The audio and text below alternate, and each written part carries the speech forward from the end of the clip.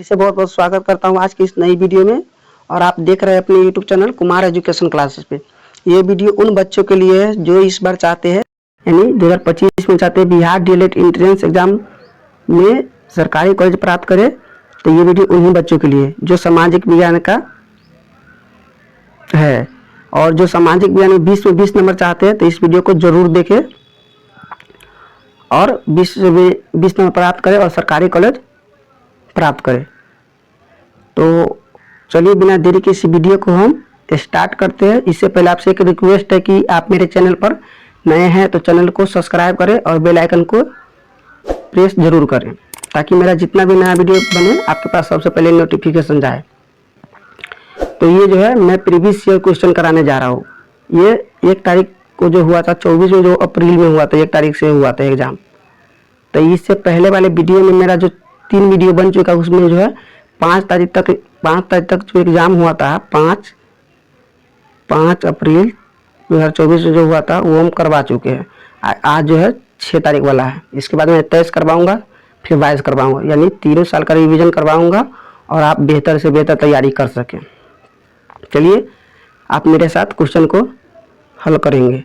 आपके सामने पहला नंबर प्रश्न है, प्रश्न नंबर 1। हिटलर किसका प्रवर्तक था? तो हिटलर जो है किसका प्रवर्तक था? आप लोग कमेंट में जरूर आंसर इसका बताइए। तो हिटलर जो है नाजीवाद का प्रवर्तक था। आपका विकल्प ए सही हो जाएगा। अगला नंबर प्रश्न लेते हैं, प्रश्न नंबर 2। 2 नंबर प्रश्न क्या कह रहा है? इनमें से कौन वाणिज्य कृषि नहीं है? यानी वाणिज्य कृषि की बात कर रहा है, नहीं है। यहाँ पर आपको ये वाला जो क्वेश्चन है ना बहुत बच्चा को कंफ्यूज भी कर देता है। नहीं वाला क्वेश्चन को आपको दे करके आंसर टिक करना है। तो ये जो है निम्नलिखित में कौन सा वाणिज्य कृषि नहीं है? तो इसका सही आपका आंसर हो जाएगा कार्बनिक कृषि है, यानी ऑप्शन सी आपका सही हो जाएगा। अगला नंबर प्रश्न लिखते हैं। इसका जो एग्जाम होता है दोस्तों, ये जो होता है कंप्यूटर द्वारा होता है। इसमें यानी आपको कंप्यूटर पर टिक लगाना होता है। बाल्कन का एक बड़ा हिस्सा यानी डॉट डॉट किस साम्राज्य के नियंत्रण में था? यहाँ पर जो खाली स्थान है यहाँ पर भरना है कि किस साम्राज्य के नियंत्रण में था जिसने 1871 के बाद यूरोप में राष्ट्रवादी तनाव का सबसे गंभीर स्रोत देखा। चलिए एक मेरा क्वेश्चन पढ़ते हैं। बाल्कन का एक बड़ा हिस्सा डॉट डॉट डॉट साम्राज्य के नियंत्रण में था जिसने 1871 के बाद यूरोप में राष्ट्रवादी तनाव का सबसे गंभीर स्रोत देखा था। तो इसका सही आंसर आपका हो जाएगा तुर्क। आपका ऑप्शन डी राइट आंसर हो जाएगा। अगला नंबर प्रश्न, प्रश्न नंबर 4। देखिए 4 नंबर प्रश्न क्या कह रहा है? निम्नलिखित में किन के द्वारा, यानी किन के द्वारा इंडियन एसोसिएशन की स्थापना की गई थी? चलिए एक और क्वेश्चन पढ़ते हैं। निम्नलिखित में किन के द्वारा इंडियन एसोसिएशन की स्थापना की गई थी? तो इसका आपका सही आंसर हो जाएगा सुरेंद्र नाथ बनर्जी और आनंद मोहन बोस, यानी ऑप्शन बी आपका राइट आंसर हो जाएगा। अगला नंबर प्रश्न लिखते हैं, प्रश्न नंबर 5। प्रश्न नंबर 5 है स्पिनिंग जेनी। स्पिनिंग जेनी एक है यंत्र है। स्पिनिंग जेनी क्या है? एक यंत्र है। इसका आविष्कार कब हुआ था? तो इसका आविष्कार जो है आपका 1764 में हुआ था। इसका आपका सही आंसर ऑप्शन ए हो जाएगा। फिर अगला नंबर प्रश्न है, प्रश्न नंबर 6 देखते हैं। रबर किस प्रकार की श्रेणी के, यानी श्रेणी में आएगा? रबर जो है किस प्रकार के वनस्पति की श्रेणी में आएगा? वनस्पति के श्रेणी में। तो आपका इसका सही आंसर आप लोग कमेंट में जरूर बताइए। इसका सही आंसर आपका हो जाएगा ऑप्शन ए हो जाएगा उष्णकटिबंधीय सदाबहार वन के अंतर्गत आएगा। रबर जो है किस प्रकार के वनस्पति की श्रेणी में आएगा? तो उष्णकटिबंधीय सदाबहार। अगला नंबर प्रश्न है, प्रश्न नंबर 7। आप लोगों को कंटिन्यू देखना है ताकि आपको जो है 20 में 20 नंबर इस बार आसानी से मिल सके और आप सरकारी कॉलेज प्राप्त कर सकेंगे। धुंध और कोहरे का सम्मिलित रूप कहलाता है, यानी धुंध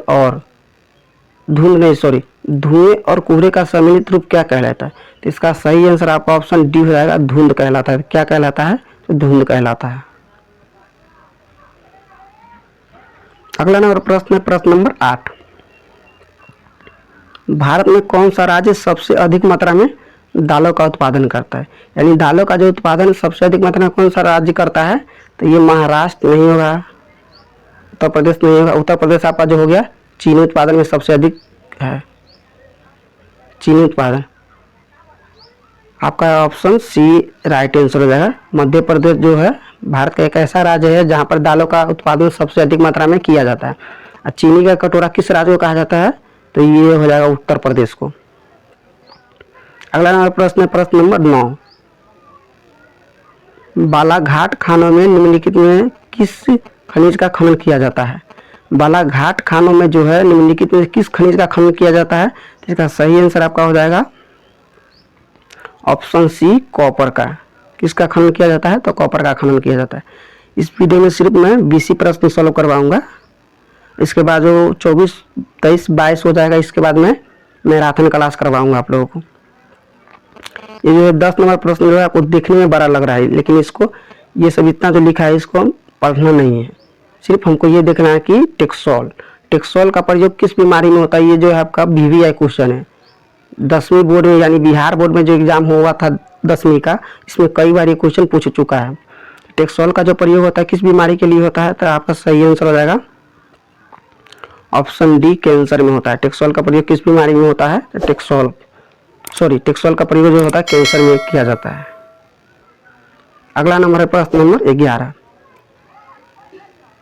परमाणु ऊर्जा एक है, यानी जो खाली स्थान है क्या है? परमाणु ऊर्जा एक क्या है? तो इसका सही आंसर हो जाएगा, आप लोग कमेंट में जरूर बताइए। इसका सही आंसर हो जाएगा ऊर्जा के गैर नवीकरणीय स्रोत, यानी यहाँ पर जो है टाइप में थोड़ा मिस्टेक हो गया है। ऊर्जा के गैर नवीकरणीय स्रोत, ऊर्जा के गैर नवीकरणीय स्रोत, आपका सही आंसर ऑप्शन बी हो जाएगा। अगला नंबर प्रश्न देखते हैं प्रश्न नंबर 12। 12 नंबर प्रश्न क्या कह रहा है देखिए। निम्नलिखित में कौन सा उद्योग सार्वजनिक क्षेत्र के अंतर्गत आता है? यानी ऐसा कौन सा उद्योग है जो सभी क्षेत्रों के अंतर्गत आता है? तो इसका सही आंसर हो जाएगा बोकारो लौह इस्पात उद्योग, यानी ऑप्शन सी आपका सही आंसर हो जाएगा। अगला नंबर प्रश्न तो प्रश्न नंबर 13 नंबर प्रश्न क्या कह रहा है। बिहार का कितना क्षेत्र वनों में आच्छादित है? बिहार का कितना प्रतिशत क्षेत्र जो है वनों में आच्छादित है? तो इसका सही आंसर आपका ऑप्शन डी हो जाएगा 0.07 प्रतिशत। 0.07 प्रतिशत क्षेत्र जो है बिहार के वनों में आच्छादित है। 14 नंबर प्रश्न है, आप लोग कमेंट में आंसर जरूर बताइए। यदि मुझसे गलती हो जाता है आप लोग कमेंट में जरूर बताइए कि इसका आंसर क्या होगा। चिली किस महाद्वीप में स्थित है? चिली जो है किस महाद्वीप में स्थित है? तो इसका सही आंसर आपका हो जाएगा ऑप्शन सी दक्षिण अमेरिका। दक्षिण अमेरिका में जो है चिली स्थित है। आप लोग कमेंट में बताइए कि दुनिया में कितना महाद्वीप है। अगला नंबर प्रश्न नंबर 15। ये संविधान से क्वेश्चन उठाया गया है। भारतीय संविधान में मौलिक कर्तव्य किस देश से लिया गया? जो मौलिक कर्तव्य संविधान में होता है किस देश से लिया गया? जिस समय मेरा संविधान जो बना 1946 के आसपास जो संविधान बनने का स्टार्ट हुआ, उस समय जो हो संविधान में सभी देशों का संविधान पढ़ करके सभी देशों के संविधान में थोड़ा थोड़ा कुछ बातें ऐड करके तब मेरा संविधान बना है, जो दुनिया में सबसे बड़ी और लिखित संविधान है। तो ये जो है मौलिक कर्तव्य किस देश से लिया गया है? तो ये हो जाएगा आपका ऑप्शन बी, रूस से लिया गया है। प्रश्न नंबर 16 देखते हैं। भारत के मुख्य न्यायाधीशों की नियुक्ति कौन करता है? यानी भारत के जो है मुख्य न्यायाधीशों की नियुक्ति कौन करता है? तो इसका सही आंसर हो जाएगा आपका ऑप्शन ए, भारत के राष्ट्रपति द्वारा जो है मुख्य न्यायाधीशों की नियुक्ति किया जाता है। अगला नंबर प्रश्न नंबर 17। इनमें कौन लोकतंत्र को मजबूत प्रदान नहीं करती है? इनमें कौन लोकतंत्र को जो है मजबूत प्रदान नहीं करती है? इसका सही आंसर हो जाएगा आपका ऑप्शन सी, विविधताओं में सामंजस्य का अभाव और संघर्ष। अगला नंबर प्रश्न नंबर 18।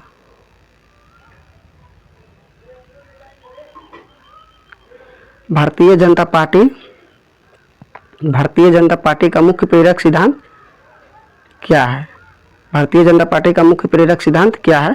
तो इसका सही आंसर हो जाएगा आपका आधुनिकतावाद, ऑप्शन डी हो जाएगा आधुनिकतावाद। 1 मिनट, यहाँ पर आधुनिकतावाद होता है आधुनिकतावाद। चलिए अगला नंबर प्रश्न लेते प्रश्न नंबर 19। निम्नलिखित में कौन सी सामाजिक समस्या की विशेषता है? यानी सामाजिक समस्या की क्या विशेषता है? तो इसका सही आंसर ऑप्शन ए हो जाएगा, इसका प्रभाव समाज के समाज की एक बड़े वर्ग पर पड़ता है, यानी इसका प्रभाव जो है समाज की एक बड़े वर्ग पर पड़ता है। प्रश्न नंबर 20 जो आपका लास्ट प्रश्न है, इस बी का कोई मतलब नहीं है। भारत में लोकतंत्र की चुनौती है। भारत में जो लोकतंत्र की क्या क्या चुनौती है, तो भारत में जो है लोकतंत्र की चुनौती, 1 मिनट, भारत में लोकतंत्र की चुनौती है आतंकवाद,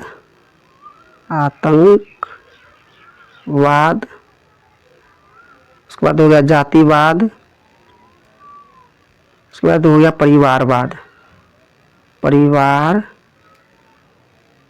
यानी आपका ऑप्शन आतंकवाद हो जाएगा।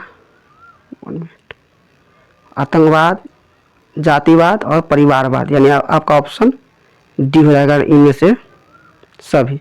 उम्मीद है दोस्तों कि वीडियो आपको बहुत ही पसंद आया होगा और आप लोगों से रिक्वेस्ट है कि इस वीडियो को अपने दोस्तों के पास शेयर कीजिए जो इस बार चाहते हैं कि बिहार डीएलएड एंट्रेंस एग्जाम 2025 में चाहते हैं कि सरकारी कॉलेज ले, तो उसको ये वीडियो जरूर शेयर कीजिए ताकि उसको भी इस बार सरकारी कॉलेज मिल सके। अब मिलते हैं अगले वीडियो में, धन्यवाद।